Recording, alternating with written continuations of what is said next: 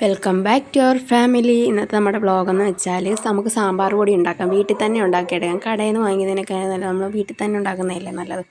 അങ്ങനെ കുറച്ച് ഉലുവ, നമ്മളിപ്പോൾ അര ഗ്ലാസ് ഉലുവ ആണെങ്കിൽ അര ഗ്ലാസ് ഉഴുന്ന്, അര ഗ്ലാസ് മറ്റേ നമ്മുടെ റേഷൻ കടയിൽ നിന്ന് കിട്ടുന്ന അരിയില്ലേ, പച്ചരിയല്ല പുഴുക്കലരി, അത് അര ഗ്ലാസ് വീതം. അത് നന്നായിട്ടൊന്ന് വറുത്തെടുക്കണം. അരിയും ഉഴുന്നും ഉലുവായും എല്ലാം നന്നായിട്ടൊന്ന് വറുത്തെടുക്കണം.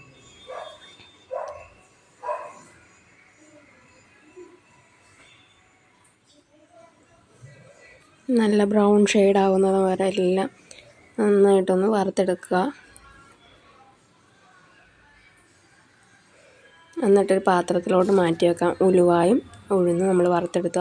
അത് കഴിയുമ്പോൾ നമുക്ക് അരി വറുത്തെടുക്കാം. അരി നന്നായിട്ട് വറുത്തെടുത്തതിന് ശേഷം നമുക്കത് ജാറിലോട്ടിട്ടൊന്ന് പൊടിച്ചെടുക്കാം.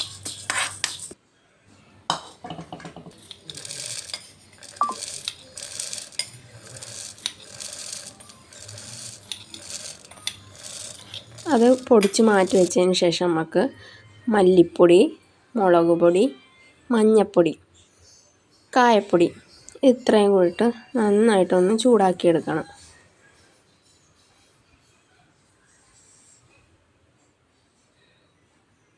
കരിഞ്ഞു പോകരുത്, ചൂടാക്കിയെടുക്കുക.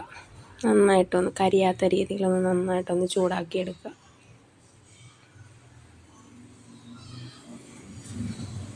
ചൂടാക്കിയതിന് ശേഷം നമുക്ക് കായപ്പൊടി ഞാൻ അന്നേരം ഇടാൻ മറന്നു പോയതുകൊണ്ട് പിന്നെയാണ് ഇട്ട് കൊടുത്തത്. നമ്മൾ ആ ചൂടാക്കുന്ന കൂട്ടത്തിൽ ആ കായപ്പൊടിയും കൂടെ ഒന്ന് ഇട്ട് കൊടുത്ത് ഇളക്കി കൊടുക്കുക.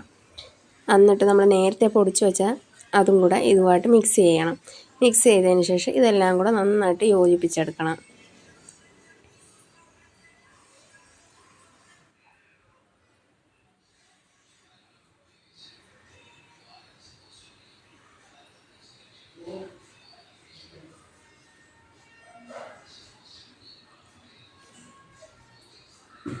എല്ലാ സൈഡും നന്നായിട്ടൊന്ന് യോജിപ്പിച്ചെടുക്കാം. നമ്മുടെ സാമ്പാർ പൊടി റെഡി ആയിട്ടുണ്ട്. നമുക്കിനി സാമ്പാർ വെക്കാം.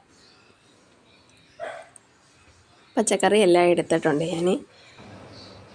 അതൊന്ന് അരിഞ്ഞെടുത്തിട്ടുണ്ട്. നമുക്കത് കുക്കറിലോട്ട് ഇട്ട് കൊടുക്കാം.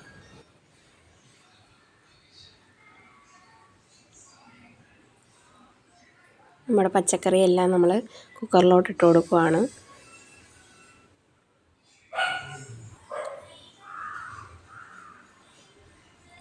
പച്ചക്കറി എല്ലാം ഇട്ടതിന് ശേഷം പരിപ്പ്, ഞാൻ വേറെ അല്ല കേട്ടോ പരിപ്പ് വേവിക്കുന്നത്, ഇതിൻ്റെ കൂടെ തന്നെ പരിപ്പും കൂടെ വേവിക്കും.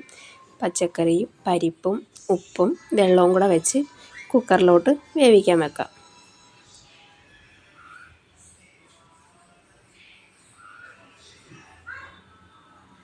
മഞ്ഞൾപ്പൊടി, ഉപ്പ്, പരിപ്പ്, വെള്ളം കുക്കറിലോട്ട് വേവിക്കാൻ വെക്കാം. ഇച്ചിരി പുളി എടുത്ത് നമുക്ക് വെള്ളത്തിലിട്ട് വെക്കാം നേരത്തെ തന്നെ.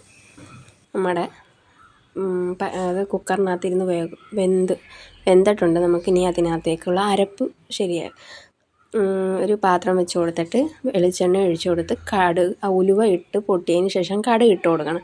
കടുക് ഇട്ടതിന് ശേഷം വറ്റൽമുളകും കൊച്ചുള്ളി, കറിവേപ്പില ഇതെല്ലാം കൂടി ഇട്ട് കൊടുത്തതിന് ശേഷം നമ്മൾ നേരത്തെ തയ്യാറാക്കി വെച്ച നമ്മുടെ സാമ്പാർ പൊടിയില്ലേ, ഇതിലേക്കിട്ട് ഒന്ന് ചൂടാക്കിയെടുക്കണം.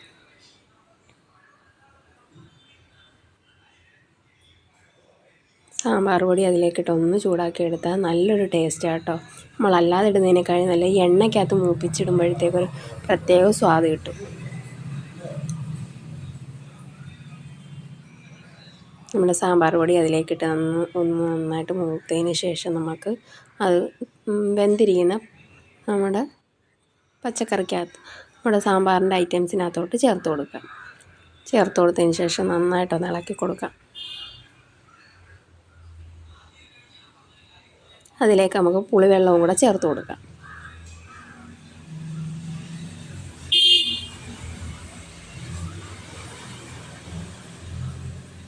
ഈ പുളിവെള്ളവും കൂടെ ചേർത്തിട്ടുണ്ട്. അത് നമുക്ക് എന്നിട്ടൊന്ന് തിളയ്ക്കാൻ വെക്കാം. നന്നായിട്ടൊന്ന് തിളച്ച് വരട്ടെ കേട്ടോ. വേണമെങ്കിൽ ആവശ്യക്കാർക്ക് കായപ്പൊടിയുടെ മണം വേണമെന്നുള്ളവർക്ക് നമ്മൾ സാമ്പാർ കൂട്ടി കഴിയുമ്പോൾ ശകലം കായപ്പൊടിയും കൂടെ ചേർക്കാം. എനിക്ക് ഇച്ചിരി കായപ്പൊടി നമ്മൾ സാമ്പാർ പൊടിക്കകത്ത് ഇട്ടാലും എനിക്ക് അല്ലാതെ ചെയ്ത് കായപ്പൊടിയും കൂടി ഇടുന്നത് ഭയങ്കര ഇഷ്ടമായതുകൊണ്ടാണ് ഞാനിങ്ങനെ ഇടുന്നത് കേട്ടോ. നമ്മുടെ സാമ്പാർ റെഡി ആയിട്ടുണ്ട്. ഇനി നമുക്കത് ചൂട് ചോറിനകത്തൊഴിച്ച് കഴിക്കാം. ഇത്രയേ ഉള്ളൂ ഇന്നത്തെ വീഡിയോ ഇഷ്ടമായ ലൈക്ക് ചെയ്യുക, ഷെയർ ചെയ്യുക, കമൻറ്റ് ചെയ്യുക, സബ്സ്ക്രൈബ് ചെയ്യുക. ഇതുപോലുള്ള വീഡിയോസുമായിട്ടും ഈ അടുത്ത വീഡിയോയിൽ കാണുന്നത് വരേക്കും ബായ്.